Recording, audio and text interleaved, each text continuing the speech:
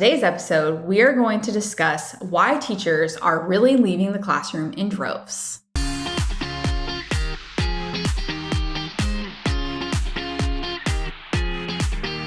Hi everybody, welcome back to my channel. My name is Leena Saleh, the Edtech Guru, where we are disrupting edtech and education. All right, let's do this.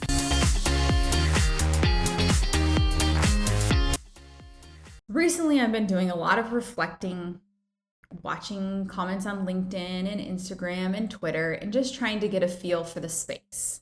Having been an educator for over 10 years in the classroom and still working, giving back to the space, I have a lot of passion, and I like to think about, I don't necessarily think that every teacher should be leaving the classroom, but there are some really strategic reasons for why it continues to happen.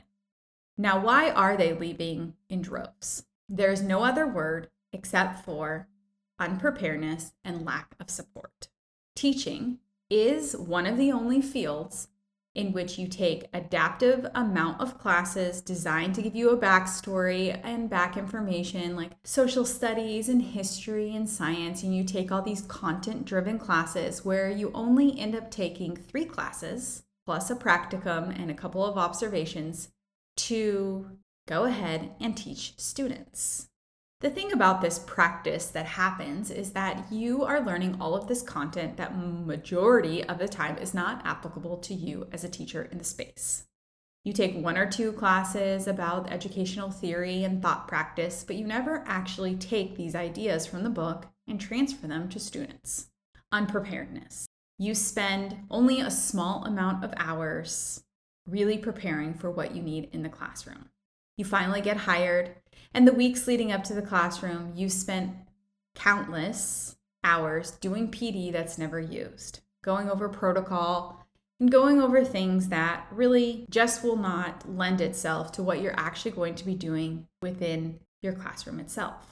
Then, as time progresses, you're supposed to seek your own coaching while coaching others. The mentorship is lacking amongst some of the other things. Again, unpreparedness. Another issue is time. We spend so much time focusing on students that the need to have an impact on learning goes by the wayside. A 1-hour meeting tells you what you're required to do, but there's no practical application. It's kind of like getting an IKEA furniture piece from the store, coming home, not only putting that together with that 1,000 pieces of extra things that you have left over, but then also doing a YouTube live right in the process of how you're learning to do it to tell somebody else how to do it. Teachers are not quitting because they want to leave. It's an emotionally draining decision to leave your passion and your drive for helping students behind. Every time someone leaves a new job or a teacher leaves the job of education of the classroom and their regular delivery and goes to a new company, whether that be an edtech company or a regular company, there are days and weeks of training to be able to prepare you for your job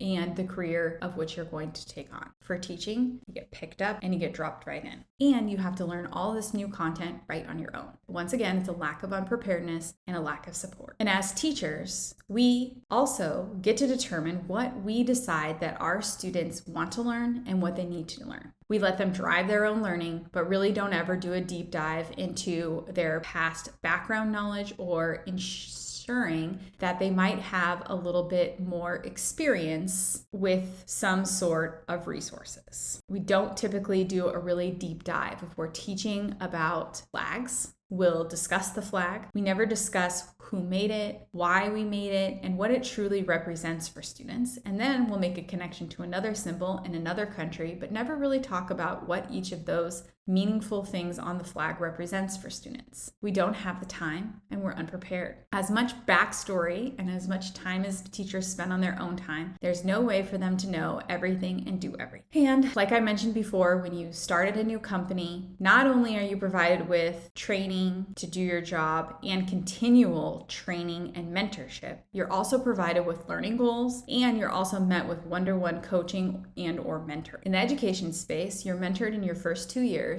just to be able to get your professional license, and that's it. And those mentors are not vetted to see if they have best practices, if they have research-driven skills, or if they actually invoke high test scores. They're usually liked by the principal, and they may have been teaching for many, many years. But it doesn't mean that they want to be doing that. It's because they may need the money, or sometimes they do want the notoriety that's attached with it. But at the same thing with a mentor, they're unprepared to take on mentorship. There's a manual provided, but no training, once again. Kind of like getting in a car to try to drive when you've never practiced. You read it in a book, you've maybe played it on a video game, but it's never like the real application itself. There's lots of things that come in the way, lots of obstacles and things that you have to overcome to actually learn how to drive a car. So how do we solve this problem of teachers leaving in droves? What we need to do as educational thought leaders and as educators and edtech companies and anyone who works in the education space is we need to have a call to action across the nation. We can come together to support race, and if we can come together to support the coronavirus, we can come together for the pandemic. We can come together for education. We saw it happening during the pandemic at the start, and I think we can do it again together. What everyone needs to do is they need to call across the nation, and every school district needs to stand up and say, we will no longer do high-stakes testing. We need to put an end to the high-stakes testing for the minimum of 2 years so that schools, districts, state leaders can review the vision for what students need to have and where schools need to be. We need to put together a team of leaders to put together a strategic plan for real, true success with decision makers from all walks of life. That includes business, higher ed, edtech, education, representatives from everywhere, from K all the way to 12, and with a drive for change. We have to start thinking of education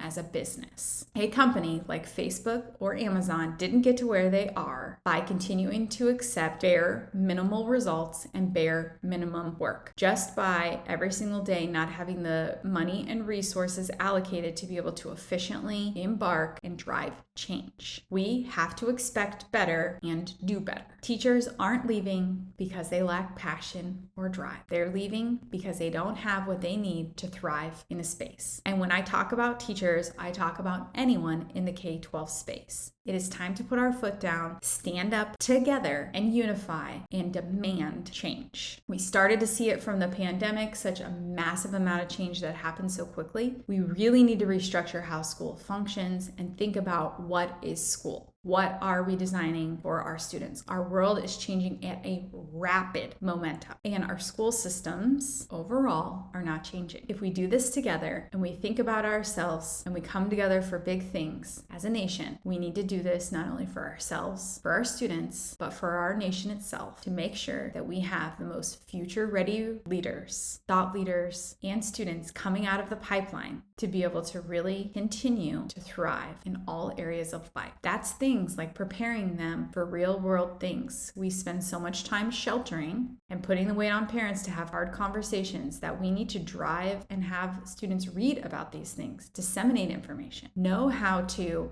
collaborate, and knowing how to do all these things together is going to be a really beneficial piece. In addition to that, professional development for our teachers has to change. Another way, if we don't want to do a call to action and end high stakes testing and bring everyone together, is that we have to, as a school system, demand the way that teachers come into the system changes. There needs to be adequate, continuous training for teachers to be able to thrive. I can't tell you the amount of times that I was given a group of textbooks or outdated documents from years and years and years ago, and I was designed and I was supposed to teach my students what to do. There were also times where I knew that my students, having done curriculum writing and writing scope and sequence for districts, K-12 and things like that, I know what students are more than capable of, and you give them a chance and they're able to thrive at a very high level. But it's disappointing when other people in the district don't understand that it's not just about the high stakes testing that's going to thrive for the students. We are so tied to that high stakes testing, but we really need to reinvest what we've been asking our teachers to do into them, to give them the right tools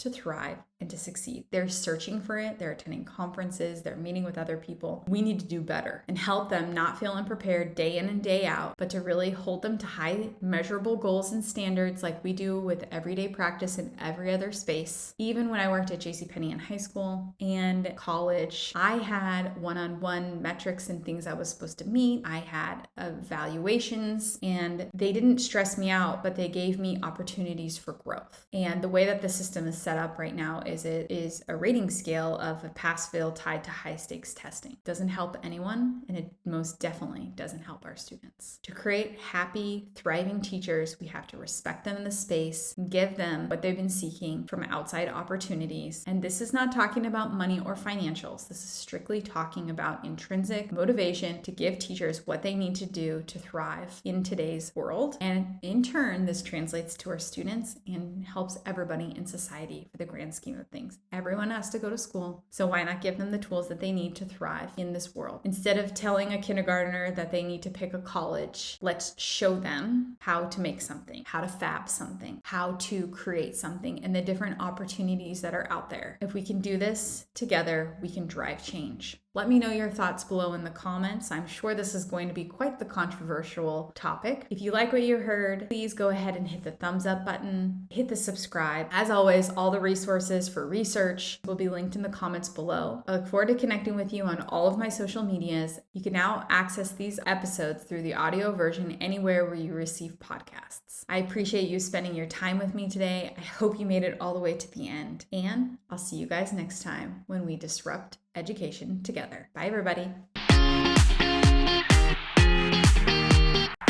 Thank you so much for following along on this journey. My name is Leena Saleh, the Edtech Guru. Please remember to like, share, subscribe, and comment below. And until next time.